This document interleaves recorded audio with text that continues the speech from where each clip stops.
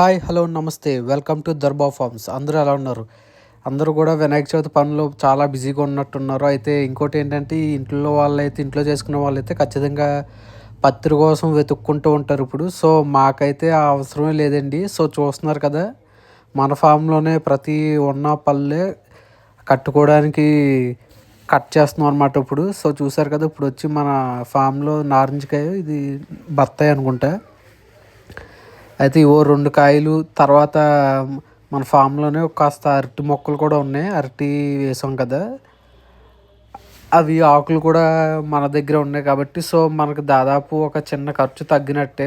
ఖర్చు అంటే దీనికి పెద్ద మనం ఏం కాదండి, ఏదో జస్ట్ సరదాగా ఏంటంటే మన ఫామ్లోనే ఉన్నాయి కదా, అదొక ఆనందం అనమాట. మనం మన దగ్గర ఉన్న వస్తువులు మనమే సొంతంగా అలా కోసుకుని అలా తయారు చేసుకుంటే.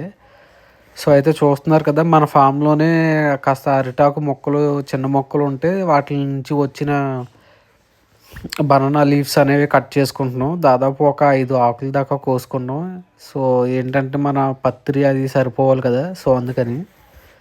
సో నేను అదే అండి చెప్తుంది ఏంటంటే, మనం చిన్న చిన్న మొక్కలు ఏదో ఒకటి అలాగా ఉన్న స్థలంలో పెంచుకోవడం వల్ల ఏంటంటే మనకి ఏదో ఒక టైంలో అలాగ చిన్న చిన్న సాయం అనేది అవుతుంది. సో చూస్తారు కదా, ఇది వచ్చి మామిడాకులు. సో అందరికీ తెలిసిందే, ఏదో చెప్పాలి కాబట్టి చెప్తున్నా. ఇది వచ్చి సో మామిడాకులు అన్నీ కూడా మన స్థలంలోనే ఉన్నాయి కాబట్టి మనం బయట నుంచి తెచ్చుకోవాల్సిన పని లేకుండా ఉన్న స్థలంలోనూ ఏవైతే మొక్కలు ఉన్నాయో అవన్నీ కూడా ఒక్కొక్క చిన్న చిన్న అవసరమైన ఆకులన్నీ కోసుకోవడం అనేది జరిగింది. సో చూస్తున్నారు కదా, దాంతోపాటు మన జామ ఆకు కూడా, జామ చెట్టుకు ఉన్న జామ ఆకులు కూడా కట్ చేయడం అనేది జరిగింది సరిపడా అన్నీ. సో ఇంకోటి ఏంటంటే, ఇవి పెట్టుకుంటారు లేదో తెలియదు కానీ మనం అయితే లక్ష్మణ ఫలం చెట్టు ఉంది కదా, ఆ చెట్టు నుంచి వచ్చే ఆకులు కూడా మనం అయితే కట్ చేసుకున్నాం.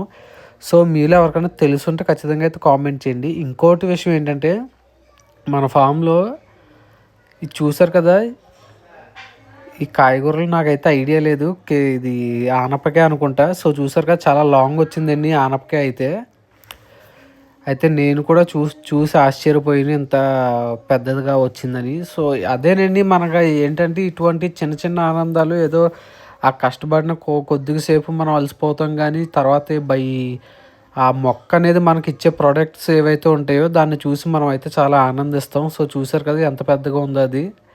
సో ఇలాగ ఇది అయితే ఈరోజు అయితే మనం ఆనపకాయ కర్రీ రెడీ చేసుకుందాం దీంతో. చాలా